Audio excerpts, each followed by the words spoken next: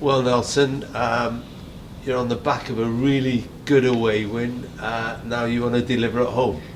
Yes, we do. That's why we try all the time. Sometimes it doesn't go our way, but yes, after Tuesday, it's obviously it's one of those games that can only give you a confidence in the way you are working and the way the boys are performing.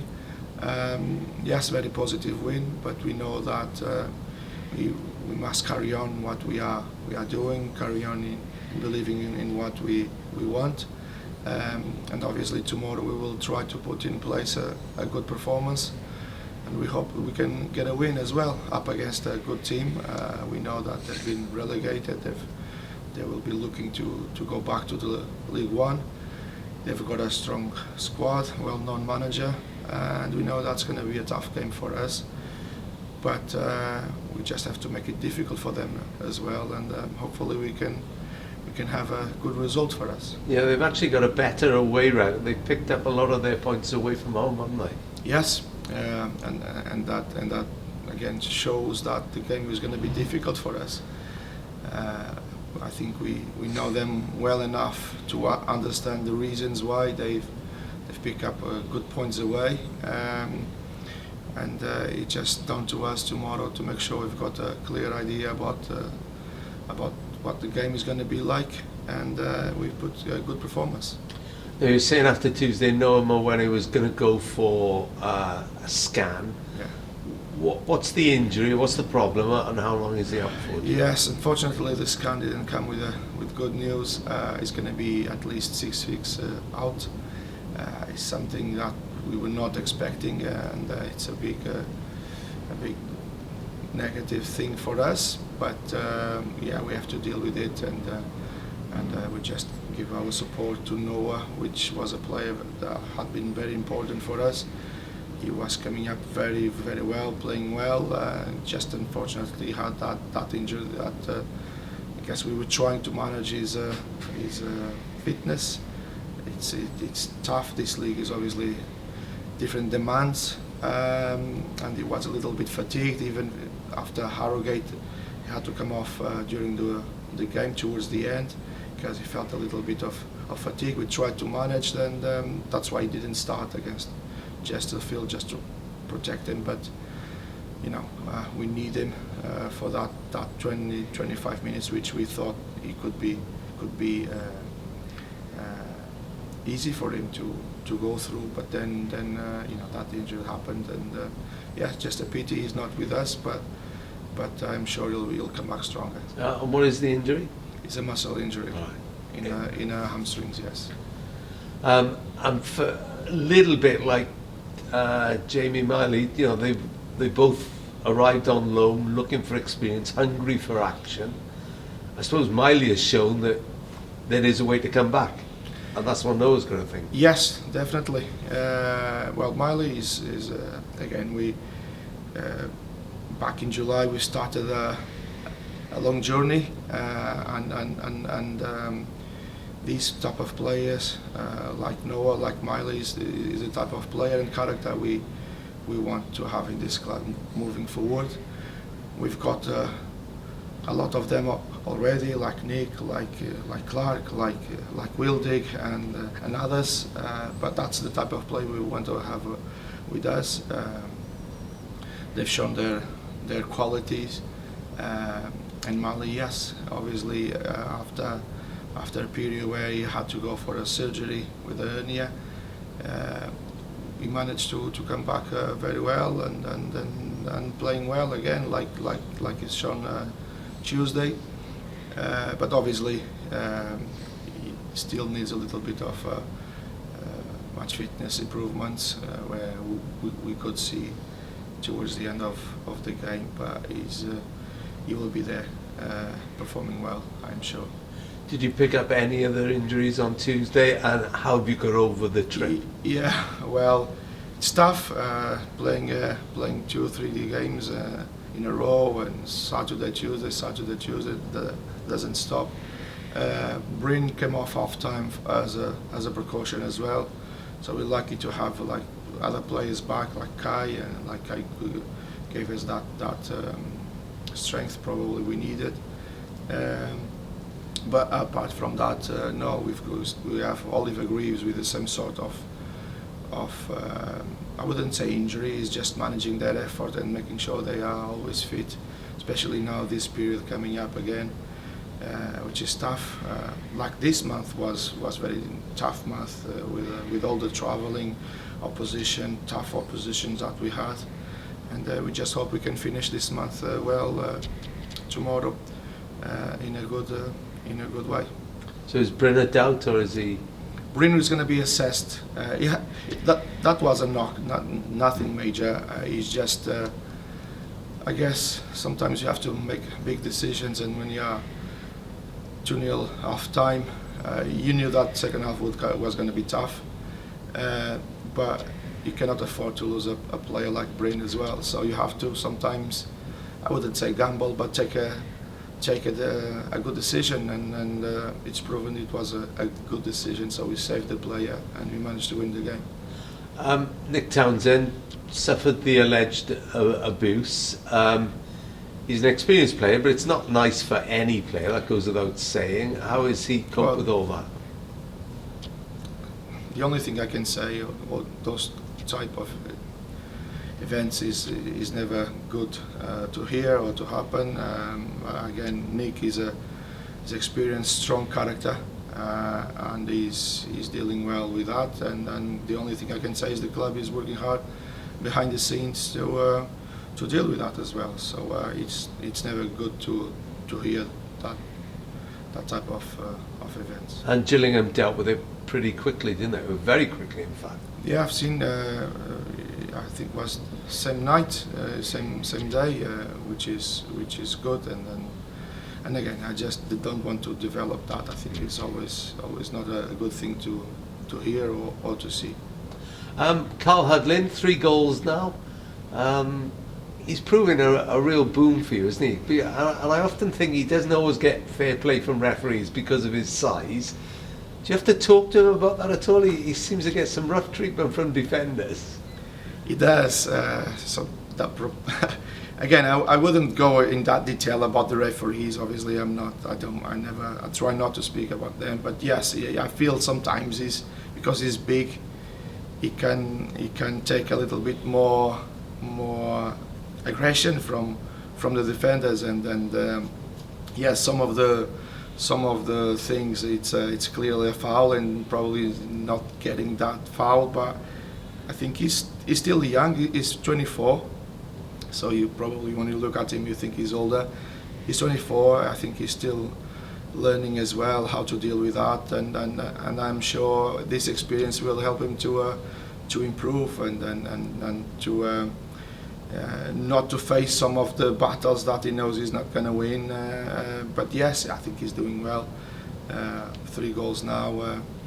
And not only that is the way he, and the joy he plays football, the way I think he's enjoying his football and being with us, and everyone feeling that positive energy that he's got, and he's been good to us. But again, it's about the team, it's about how everyone gets on with everyone, how well they are gelling, and they are getting to know each other, and it's just good to watch every day. A couple more things. Obviously, the last performance here wasn't what you want, so something to make up for in front of the home fans? Yeah, definitely. Yes, no, definitely. Fans have been great to us. Obviously, it's always disappointing when we don't win. But as a coach, I cannot promise that we're going to win every game. What I can promise is that everyone in this club is doing their best every day to make sure we can get that wins. And that's what we do. I work 24/7 for this club, and the players give everything they've got. Yes, some of the games don't go the way we want, and that one especially didn't start the way we want. And I think when you start in the back foot like we did, it's always difficult to come back to the game. But we cannot be accused of not doing everything we had to with subs, with the new boys coming in, and we've done everything to to get back to the game, score a goal, which I think happened. But I think that was obvious. If you had that goal scored, then we could actually win the game. But didn't go our way. But we could see that the boys were trying everything, putting everything we had to win that game. And that's what's going to happen tomorrow. We cannot promise wins. We can promise that we're going to do our best to have first the performance, and then hopefully we're going to get the win. And last one for me, no Luke Jeffcott at the moment? Yeah, it's again, the squad is quite even at the moment in terms of I don't think you can see anyone excelling as in wow, this is, I think everyone is at the same level, and obviously I think we've got Courtney from Tuesday, for example, the striker on the bench was Courtney, came on very well, was very important for us. His character and energy, everything is another one that probably has not been mentioned, but it's been very, very important for us in every aspect. And between him and Jeff, I went for Courtney. That's all. Nothing special, but again, Luke is working hard every day, and it's just that I cannot take every striker with me to the bench, and sometimes you need midfielders or defenders. You have to have a good thought behind everything you do. That's all. It was obviously a different role for Anthony Glennon. What was the thinking behind Yes, a little bit always analysis of what we've got and what the opposition, what type of problems the opposition will pose to you, and I felt that probably would be better suited in that position for that game. To be fair, he's done a very good job, and we've dealt very well with some of the problems we were expecting the opposition to cause to us. Yes, but that's nothing new from Glennon. I think Glennon played in that position previously as a winger, as a wing back, left back. So that L he knows very well. So we just felt that was good, taking into account what type of players we had available as well. So I felt he's done very well. It's a nice option to have because his delivery tends to be pretty good. I think he's four assists, something like that for the season. It's a nice another one last option Tuesday to have. Yeah, definitely, and that's all these little details that make a huge difference. And obviously, it's also important to have a player like him on the pitch because of that as well. But not only that, the way he plays as well, the way he sees the game is another player that we have to improve, to help, and I'm sure in a couple of months he will be even better.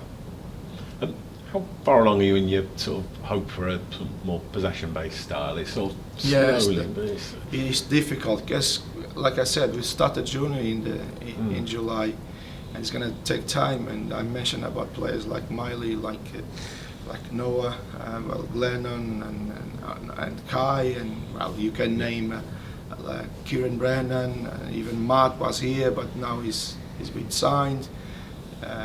We've got Spellman, Bobby's. So it's something that that change doesn't happen overnight.